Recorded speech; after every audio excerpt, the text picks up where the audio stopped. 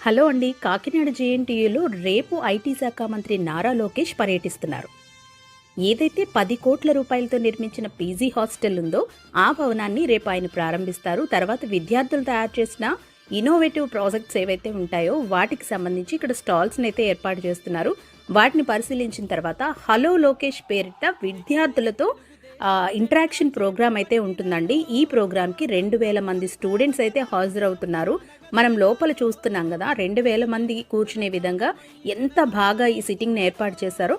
మధ్యలో అయితే లోకేష్ గారి డయాస్ ఉంటుంది, దాని మీద రొటేట్ అయ్యే సోఫాస్ని ఏర్పాటు చేస్తున్నారు. యాంకర్ ప్లస్ లోకేష్ గారితో ఇంటరాక్షన్ ప్రోగ్రామ్ ఉంటుందన్నమాట.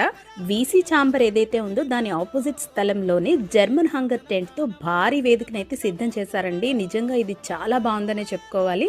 ఇంత భారీ ఎత్తున, అందులోనూ మంత్రి అయిన తర్వాత మొట్టమొదటిసారి కాకినాడకు వస్తున్నారు నారా లోకేష్. సో ఈ ప్రోగ్రామ్ని అయితే చాలా ప్రతిష్టాత్మకంగా తీసుకొని అన్ని ఏర్పాట్లు చేస్తున్నారు.